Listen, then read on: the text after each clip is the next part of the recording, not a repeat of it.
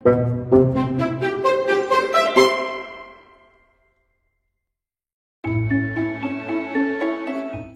জঙ্গলে ছোট হরিণ আর লম্বু হরিণ নামের দুটো ভাই ছিল। লম্বু হরিণ যেখানে বুদ্ধিমান, দয়ালু আর পরিশ্রমী ছিল, ছোট হরিণ অন্যদিকে তার বিপরীত ছিল। ও কোনো কাজ না করে নিজের বন্ধুদের সাথে এদিক ওদিক ঘুরে বেড়াতে ভালোবাসতো। একদিন টিনু পাখি মাটিতে বসে কাঁদছিল। তো ছোট হরিণ নিজের দুই বন্ধু চিঙ্কু হাতি আর মন্টু বান্দরের সাথে সেখান দিয়ে যাচ্ছিল। এই যে ছোট হরিণ, আমার সাহায্য করো না, আমার ডিম এই গর্তে পড়ে গেছে, যে শুধু একটু বের করে সাহায্য করো আমার। টিনু পাখি, বাকি বন্ধুরা আমার অপেক্ষা করছে, খেলতে যাব তো, তুমি অন্য কারো সাহায্য নাও। এটা বলে ওখান থেকে চলে যাচ্ছিলই তখনই লম্বু হরিণ সেখানে আসে। ছোট, এইটুকু পাখির যদি একটু সাহায্য করে বা দিলি কি ক্ষতি হবে? দাদা, আমাদের বন্ধুদের প্রিন্সিপাল আছে, অন্যদের সাহায্য করাতে সময় নষ্ট করি না, কারণ কোনো কোনো সময় সাহায্য করতে গিয়ে নিজের প্রাণ বিপদে পড়ে যায়, তাই জন্য সাহায্য করব না। চলো চলো, খেলা আরম্ভ হয়ে যাবে। এটা বলে তিনজন সেখান থেকে চলে যায়। ছোটর অসভ্যতামির জন্য আমি ক্ষমা চাইছি। এটা বলে লম্বু হরিণ টিনু পাখির ডিম গর্ত থেকে বের করে দেয়। ধন্যবাদ লম্বা হরিণ। লম্বু হরিণ তারপর এক জায়গায় গিয়ে বসে পড়ে আর গভীর চিন্তায় চলে যায়। তখনই নীল পরী সেখানে উপস্থিত হয়। কি হয়েছে লম্বু হরিণ, এত চিন্তায় কেন তুমি? ছোটর ভবিষ্যৎ দেখে আমি খুব চিন্তিত। কারোর সাহায্য তো করতেই চায় না, কোনো কাজে অনেক অলস, আর খেলতে গিয়ে সারা দিন টই টই করে খেলতে থাকে। আর আমায় তো গাধাই ভেবে বসেছে। এই কথায় পরী ওকে মন দিয়ে দেখতে লাগে, তারপর বলে, ঠিক সময় এলে ও নিজের ভুল বুঝতে পারবে, আর দেখবে তোমার মতো ও ভালো হয়ে যাবে। এটা বলে পরী অদৃশ্য হয়। পরের দিন ছোট হরিণ চিঙ্কু হাতির সাথে খেলছিল। তখনই মন্টু বাঁদর সেখানে এসে ওদের বলে, এই শোনো, তোমরা জানো জঙ্গলে শিকারী এসেছে। একটা শিকারী? বাহ, খুব দারুণ খবর দিয়েছো। হ্যাঁ চলো, তাকে আমরা বিরক্ত করতে যাই। ওরা তিনজন বেরোতেই যাচ্ছিল, অমনি লম্বু হরিণ গুহা থেকে বেরিয়ে এসে বলে, ছোট, শিকারীর কাছে যাওয়া অনেক বিপর্যয়। ও যদি তোমাদের শিকার করে নেয়, তোমরা কিন্তু মারা যাবে। দাদা, সবসময় আজে বাজে কথা কেন বলো বলো তো? ওকে তো একটু বিরক্ত করে জঙ্গলের থেকে ওকে আমরা ভাগিয়ে দেব। আমি বললাম তো তুই ওখানে যাবি না। আয়, গুহায় শুয়ে পড়, রাত হতে চলেছে। ছোট হরিণ তখন বন্ধুদের ইশারা করে আর চুপচাপ গুহার ভেতর ঢুকে যায়। সকাল সকাল যখন লম্বু হরিণ ঘুমাচ্ছিল, তখন ছোট হরিণ চুপচাপ গুহা থেকে বেরিয়ে নিজের বন্ধুদের সাথে সেই শিকারীর ক্যাম্পে পৌঁছায়। শিকারী তখন আগুনের সামনে বসেছিল। দেখো একে, ঠান্ডাকালে আগুনের সামনে বসে কেমন মজা নিচ্ছে, চল বিরক্ত করি। এটা বলে তিনজনে নিজেদের মধ্যে প্ল্যান করে। হাতি আর ছোট হরিণ তখন দুজনে ওর সামনে গিয়ে উপস্থিত হয়। আরে বাহ, দুটো শিকার, এক্ষুনি ধরবো একে। এটা বলে যেই ও তীর ধনুক তোলে, অমনি মন্টু বান্দর গাছের ওপর থেকে ওর ওপর পাথর মারে। সেই পাথরে ওর মাথা ফেটে রক্ত বেরোয়।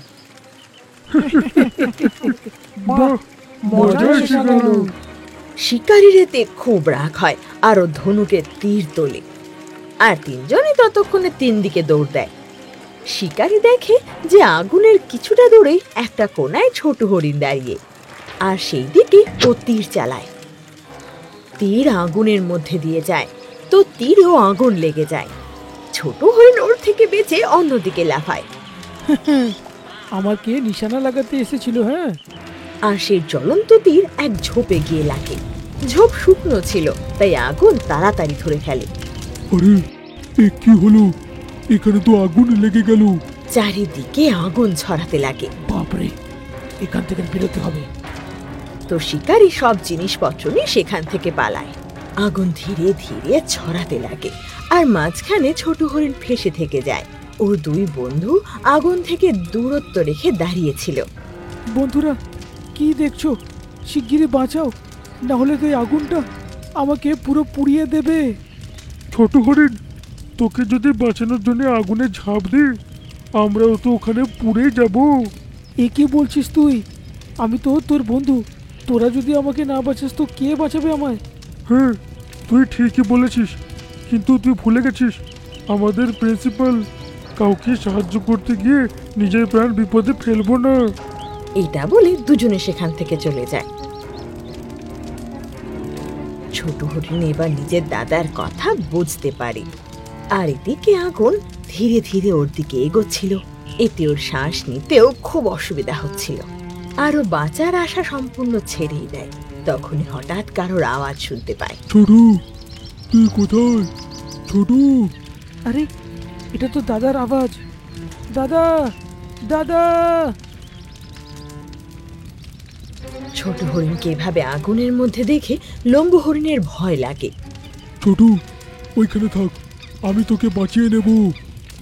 না দাদা, তুমি ভেতরে এলে তুমি এখানে পুড়েই যাবে।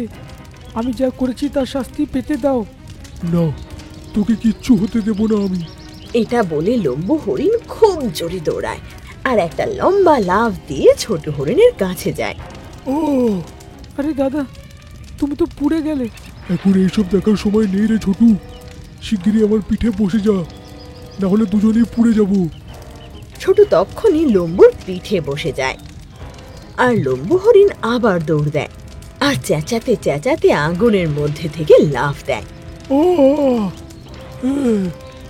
আর দুজনে ঠিকঠাক আগুন থেকে বেরিয়ে আসে। ছোট লম্বুর পিঠে ছিল, তাই ওর কিচ্ছু হয়নি, কিন্তু লম্বু হরিণের শরীরে অনেক আঘাতের চিহ্ন ছিল, আর ও মাটিতে বসে পড়ে। দাদা, খুব বাজেভাবে পুড়ে গেছো তুমি। তোমার তো কত কষ্ট হচ্ছে। কিন্তু আমার ছোট ভাই যে বেঁচে গেছে, আমি খুব খুশি। আমি তাতেই অনেক শান্তি। ছোট হরিণ তখন লম্বু হরিণের পাশে বসে জোরে জোরে কাঁদতে লাগে, আর এই আওয়াজে জঙ্গলের বাকি পশুরাও সেখানে পৌঁছায়। যদি আমি তোমার কথা শুনতাম তাহলে এই দিনটা দেখতে হতো না আমায়। আমার বন্ধুগুলো তো আমার কোনো সাহায্যই করলো না। হে ভগবান, এরকম কেন করলাম? আমি নিজের ভুলটা আগে কেনই বা বুঝতে পারলাম না।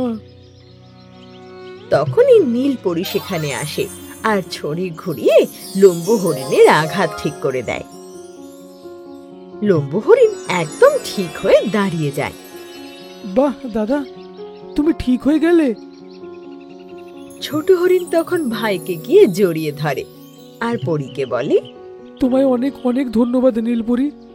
তুমি না আসলে জানি না আমার দাদা কতক্ষণই বা বেঁচে থাকতো।